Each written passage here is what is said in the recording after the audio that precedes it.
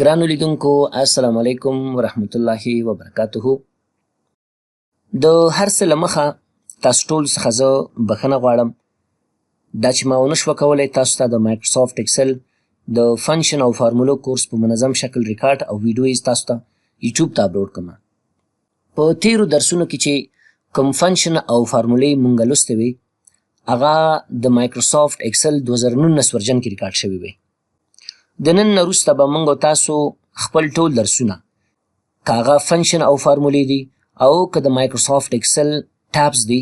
په 2024 ورژن کې مطالعه کوو او یوټیوب ته به پورته کوو. نو تیر ځل موږ تاسو په مایکروسافټ اکسل کې په لاجیکل فنکشنز باندې خبرې کړې وې او په لاجیکل فنکشنز کې موږ په اف لاجیکل فنکشنز باندې خبرې کړې وې. دغه په تعقیب نن تاسو سره په دوه نور مثالونو باندې کار کوم. نو راځم مایکروسافټ اکسل خلاصوم په دې خاطر چې زموږ ستاسو وخت زیات ضایع نشي. دا بعضې موضوعات مخکې د مخکې څخه ما دلته تیار تاسو ته جوړ کړي دي. لکه دا اوس وګورئ موږ سره یو ټیبل دی په نوم د سټوډنټ رجسټریشن سمپل پروجیکټ یا فارم. تاسو فارم ورته ویلی شي یا پروجیکټ هم ورته ویلی شي. په دې مثال کې که چیرې تاسو وګورئ موږ سره څو عنوانونه دي. یو سټوډنټ آی ډي ده، د کورس سٹارټ ډیټ دی، بل د کورس اینډ ډیټ دی، ټایمینګ یا ټایم دی، پروګرام دی چې په کوم پروګرام کې دا کس موږ سره داخله کړی، فیس دی، سکالرشپ دی، پیج څومره پیسې موږ ته راکړې، څومره دا شاګرد زموږ څخه باقي دی. اصلي هدف د نن ورځې د درس زموږ دا دی چې که چیرې یو شاګرد موږ سره داخله کوي یو یا د یو څخه زیات شاګردان نو نن یې داخله وکړه د کورس ډیوریشن یو میاشت دی. نو زه داسې یو سیستم جوړول غواړم چې کله یو میاشت د دې کس پوره شي نو مایکروسافټ اکسل اټومیټیکلی ما ته وایي چې یاره د دې کس هغه وخت د کورس پوره شوی دی. دا کس دی دوباره فیس ورکړي او یا دې زموږ سنټر پرېږدي. نو که چیرې تاسو غواړئ دغسې یو سیستم د شاګردانو د اډمیشن دپاره جوړوئ نو نن زه تاسو ته په دې باندې کار کوم. راځم دا سټوډنټ آی ډي کې لیکم یو همدا شکل تر 5 پورې دا نمبر زه رسوم. 1 2 3 4 5. یو شاګرد دی ما سره راغی د کمپیوټر کورس کې داخله وکړه اول 2025 باندې په دې کال باندې. بل شاګرد دی د اول میاشتې 10 تاریخ 2025 باندې داخله وکړه ما سره. اس ډیټ چې دی سټارټ ډیټ معنا ورکوي. بل شاګرد دی ما سره د دویمې میاشتې 20 تاریخ 2025 باندې ما سره داخله وکړه. په همدې شکل بل شاګرد دی ما سره د درېیمې میاشتې اول 2025 کال باندې ما سره داخله وکړه. فکر وکړئ دا 4 نفره دي. د دې هر یو کس د کورس ډیوریشن چې دی دا یو میاشت دی. دا چې اوس ګورئ دلته دی په اول باندې داخله کړی طبعا په د اول میاشتې په 13 تاریخ باندې دا کورس د ختمیږي. که چیرې یو میاشت 13 ورځې د جنوري نو زه لیکم چې د اول میاشتې 13 تاریخ 2025 باندې د کورس کې موږ سره ختمیږي. د دې بل کس چې دی د دویمې میاشتې صحیح ده 10 تاریخ 2025 باندې د کورس ختمیږي ځکه یو میاشت ډیوریشن دی د ټولو کورسونو. د دې بل چې دی د درېیمې میاشتې صحیح ده 20 تاریخ 2025 باندې د کورس موږ سره ختمیږي. د دې بل کس چې دی د درېیمې میاشتې 13 تاریخ 2025 باندې د دغه کورس موږ سره ختمیږي. نمونه ما نه دي لیکلي، فرق نه کوي که نمونه لیکي که نه لیکي. هدف زما دغه شی دی چې دا څنګه تاسو د اف لاجیکل فنکشن په واسطه باندې تاسو دا سیټ کوئ یا جوړوئ. ټایمینګ ټول ته ما ولیکه چې دا ټول راغلي په 10 بجې سحر باندې موږ سره داخله وکړه یا اے ایم یا پی ایم فرق نه کوي. کوم پروګرام کې داخله وکړه دی ټول موږ سره په نیټورک پلس کې اډمیشن وکړه. صحیح ده. کوم بدلوي را بدلوي مشکل نشته. مثلا ما د تولیک چې کویک بوکس آنلاین کې دوی موږ سره داخله وکړه. دا 2 نفر چې دي کویک بوکس آنلاین کې داخله وکړه. د نورو چې دي په نیټورک پلس کورس کې داخله وکړه. فیس د مثال په تور د دې زه لیکم چې 3000 افغانۍ فیس دی، د بل هم 3000 افغانۍ فیس دی، د دې هم 3000 دی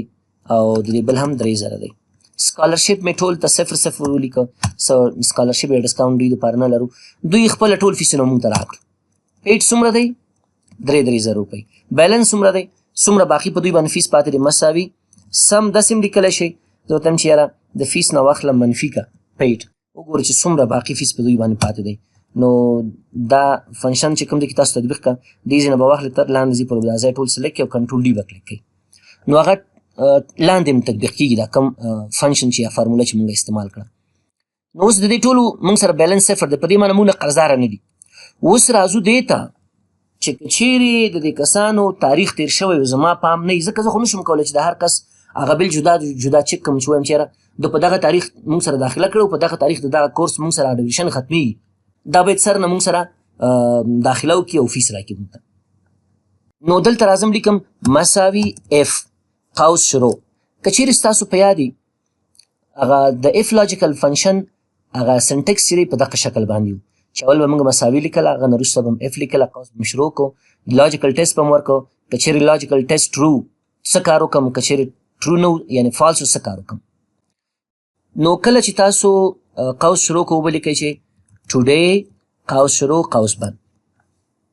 ورپسې به بیا ګریټر دین اور ایکول ټو ساین ولیکئ زه کمپیوټر ته وایم چې که چیرې دا د نن تاریخ نه دی نن ورځې تاریخ لوی اوسي یا مساوي اوسي د دې سره تاسو پوه شئ په خبر باندې یعنې دا تاریخ نه دی د نن تاریخ نه تیر شوی اوسي کوچنی اوسي او نن تاریخ په دې باندې اوښتی اوسي لوی اوسي یا مساوي اوسي نو ته به ما ته څه ووایې کاما ډبل کوټس کې به ورته ولیکې ورته به ووایې چې has no time دا کس چې دی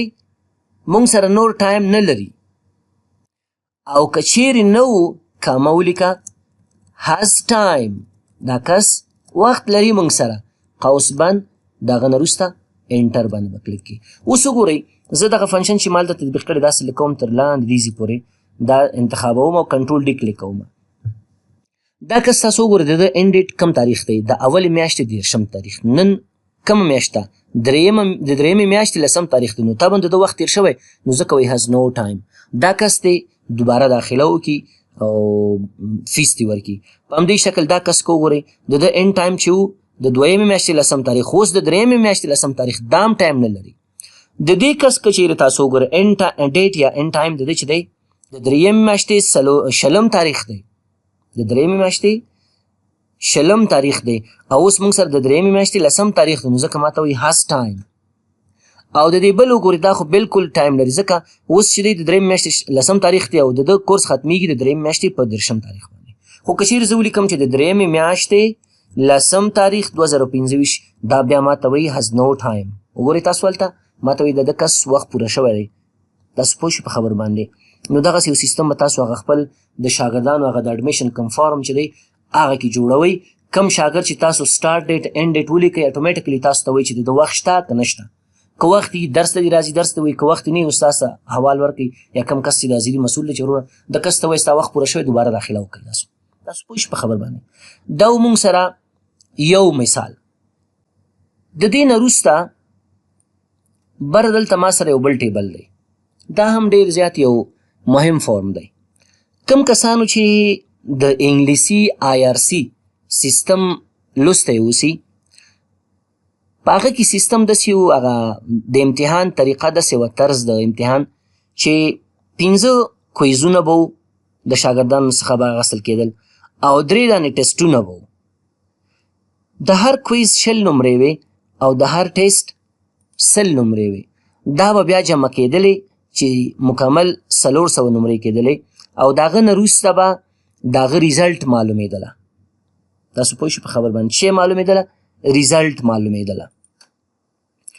نو اوس که چیرې دغسې سیستم یې تاسو څنګه کولی شئ د هغه ریزلټ د اف لاجیکل فنکشن په واسطه باندې معلوم کړئ د مثال په طور تاسو وګورئ ما سره 15 شاګردان دي د نومونه دي دلته موږ دغه کلاس نوم لیکو دلته ما لیول لیکلی تاسو کلاس هم لیکلی شئ مشکل نشته دی اول کویز دویم کویز دریم کویز څلورم پنځم کویز بیا ټیسټ 1 ټیسټ 2 ټیسټ 3 او ټوټل مارکس یا ټوټل نمرې او دغه فیصدي څو شوه صحیح دلته فیصدي موږ معلومو دلته ریزلټ معلومو موږ چې کوم ګریډ کې راځي A ګریډ کې راځي B کې راځي C کې راځي کامیاب دی ناکام دی څنګه دی نو زه دلته راځم چې ما سره دغه شاګردان چې دي دوی دا 3 نفر ما سره لیول 4 کې اډمیشن وکړه په چیز کې لیول 4 کې دوی چې ما سره په لیول 3 کې اډمیشن کړی مثال په طور باندې دغه ځوان په د اول کویز کې 20 نمرې واخیستلې دی بل کې 15 واغستلې، دی بل کې بیا 18 واغستلې، دی بل کې بیا 20 واغستلې، دی بل کې 10 نمرې واغستلې. په اول ټیسټ کې د 100 نمرو څخه د 100 واغستلې، په دی بل کې 90 واغستلې، بل کې 80 واغستلې. په همدې شکل باندې دی بل ته راځم، د 10 واغستلې، دی بل کې 10 واغستلې، دی کې 20 واغستلې، دی کې 15 او دی کې 10 نمرې واغستلې. لږ تنبل د مثال په تور باندې 100 نه 90 نمرې واغستلې او د 2 نورو کې 100 نمرې واغستلې. 3 نفره رسو معلومات دی بل چې دی 15 واغستلې، دی بل کې 18 واغستلې، دی بل کې 19، دی کې 20 واغستلې، کې بیا 15 واغستلې. ټیسټ کې پوره 100 نمرې د اغستې دي. تاسو پوه شئ په خبره باندې پوره څو نمرې اغستې؟ 100 نمرې اغستې دي. خو دا یو چې دی بیخي ضعیفه کوم دا لاندې کس چې دی د مثال په تور باندې د 10 نه 10 نمرې واغستلې، بلکې 15 واغستلې، بلکې بیا 15 واغستلې، بلکې 20 واغستلې، بلکې بیا 10 نمرې واغستلې، دی کې 80 نمرې واغستلې، دی کې 50 واغستلې او دی کې 15 نمرې واغستلې. اوس ټوټل که تاسو معلوموئ دا ډېر اسانه کار دی. مساوي سم فنکشن به ولیکئ، یا به ټول داسې دا سلیکټ کئ او یا به یو جدا سلیکټ کئ. مثلا دا واخله جمع که ده سره، جمع که ده سره، جمع که ده سره، جمع که ده سره، دی سره، دی سره او دی سره. کامه به استعمالوئ ښه. او که چیرې ټول داسې سلیکټ کوئ هم مشکل نشته. قوس مې بند کړ، انټر مې کلیک. راځم دا فنکشن لاندې تدریجي پورې تطبیق کوم. کنټرول ډي باندې مې کلیک وکړو. کنټرول ډي باندې مې چې کلیک وکړو نو ما ته وایي ګوره دغه کس چې دی ټوټل 353 نمرې اخیستې آوټ آف 400، دی بل 355، دی 380 او دی بل چې دی 245. خو د دې نتیجه معلومه نه ده ځکه دا بیخي نه و راغلی، په دې ټول دوره کې نه و راغلی، داخله یې کړې وه خپله رانغی، حاضر نه شو. اوس پرسنټیج د ده معلومول غواړئ تاسو، نو پرسنټیج دپاره اسانه طریقه دا ده چې مساوي به ولیکئ، ورته دغه ټوټل نمرې به واخلئ، دا به ضرب کې په 100 کې په 100 کې او تقسیم به یې کې په 100 باندې. ټوټل مارکس زموږ څومره دي؟ 400. نو په 400 به تقسیم کې انټر به کلیک کړي. نو همدارنګه چې دا نورې فارمولې هم لاندې تطبیق کړي، دا به هم داسې سلیکټ کړي، لاندې به تطبیق کړي، کنټرول ډي به کلیک کړي. نو ګورئ د هر یو ماته فیصدي ښیي. دا کس 96.15 نمرې وړي، دا 88.15 دا 88.25 په همدې شکل دا بل. اوس تاسو د دې هغه ریزلټ یا ګریډ معلومول غواړئ. زه مثلا دلته ریزلټ هم ولیکئ ګریډ هم ولیکئ، فرق نه کوي. نو زه راځم لیکم چې مساوي اف که چیرې دغه نمرې څه چلو لو یا مساوي و د 100 سره 90 سره، یا 90 یا 90 نه پورته وي، کاما دته ورکه A ګریډ یا A پلس، مشکل نشته دی. بیا کاما اف که چیرې دغه نمرې نه دي، دا نمرې لو یا مساوي وي د 80 څخه، نو کاما بیا څه چلو که دته ورکه B پلس ګریډ.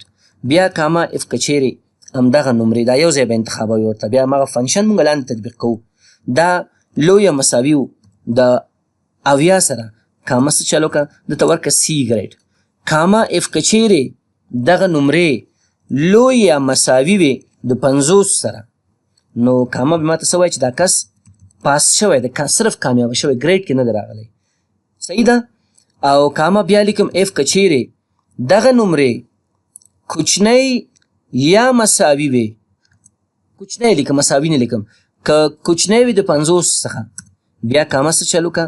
نو ما ته چې شی وکړه ورته وایي چې ریپیټډ، دا کس باید کلاس دوباره د سره واخلي. او که چیرې دا یو کټګري کې هم دا کس رانغی نو بیا څه چلو که ما ته هېڅ شی مه راوړه، خالي ځای راوړه. تاسو پوه شئ، یا صفر هم لیکلی شئ، صفر ته ولیکئ، صفر ما ته راوړه، قوس بند،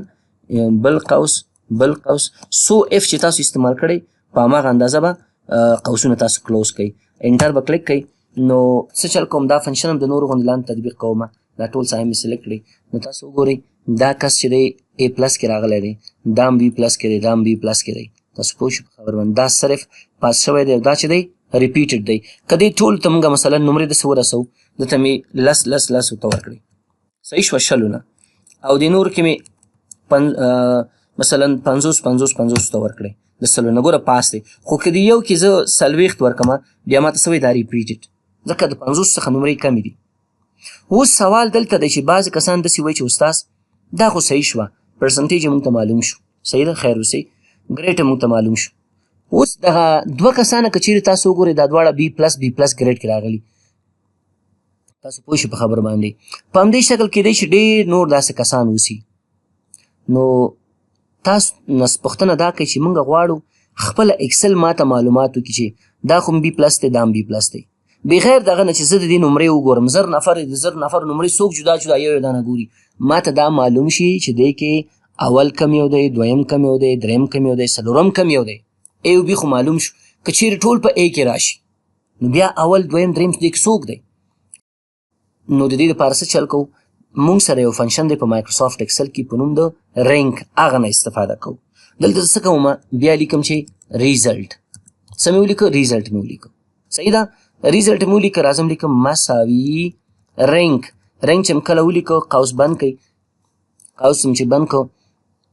د چی شي کم نمبر رینک معلومول غواړي زه ته چې یاره د دغه نمبر رینک معلومول غواړم ګورې متوجه اوسئ تنه رینک ګوره رینک کې موږ سره نورې فنکشن هم شته دي رینک اوریج هم شته او په همدې شکل نور زه تنه رینک نه استفاده کوم ښه دا نمبر کاما چې مې کله ورکړه ریفرنس کې به ټول دغه پرسنټیج چې څومره وشي ټول به دا انتخاب کې داسې ما دې پورې انتخاب کړو تاسو پوه شئ په خبره باندې دغه نمبر د دې لاندې نمبر سره په مقایسه کې غواړم رینک یې معلوم کړم ښه بیا به کامه ورکوي کامه چې مې ورکړو ما نه پوښتنه کوي چې دا آرډر کومه سي زه ځان سره اکسپټ کړم 0 یا 1 که چیرې 0 تاسو وویلی 0 بیا څه چل کوي هغه جګه نمره اول هغه کوي حسابوي ورپسې جګه نمره دویم حسابوي ورپسې جګه نمره دریم حسابوي که یو مې انتخاب کړ بیا څه چل کوي ټیټه نمره اول استعمالوي بیا ورپسې لږ زره جګه نمره بیا ورپسې هغه ټولو کې جګه هغه اخر نمره حسابوي نو زه څه کوم 0 لیکم دلته او قوس بندوم تاسو پوه شئ په خبره باندې خو یو بل کار هم کوم دا کوم چې دغه دا کم ریفرنس چې دی دا د کم ریفرنس ساحه چې دا بلاک کوم تاسو پوه شئ په خبر باندې بلاک نه مطلب دا دی که چیرې دا فنکشن دلته هغه کومه ساحه چې ما په نظر کې ورکړې هغه دې په نظر کې ونیسي د بلاک کولو طریقه څه ده کیبورډ نه به څه چلو کوي F4 به کلیک کوي F4 هم چې کلیک کړو د دواړو سره ډالر ساین راځي د بل خوا ته هم کلیک وکړئ F4 کلیک کوي نو دا ډالر ساین په دې معنی چې دغه کم ساحه ایریا چې ما تا ته په ریفرنس کې راکړې دا بلاک کسان سره دا دې په ذهن کې اوسي دغه نه وروسته انټر کلیک کوم چې کله مې انټر کلیک کړو هم دا فنکشن لاندې تدریجي پورې تطبیق کوم او کنټرول ډي کلیک کوم نو اوس وګورئ ما ته وایي اول تا سره دا دی په دې ټولو نفرو کې دویم تا سره دویم نمره دا دی دریم نمره دا دی او د دریم نه لاندې خو به یې دغه نه څوک ورپسې ګرځي نه ان کیس کې ته معلومول غواړې دا تا سره څلورم دی او دا تا سره پنځم دی نو اصلا مهم موږ ته اول دوه او درې دی په دې شکل باندې تاسو چل کوئ د رینک فنکشن څخه او د اف لاجیکل فنکشن څخه استفاده کوئ نو دا زموږ ستاسو د نن ورځې درس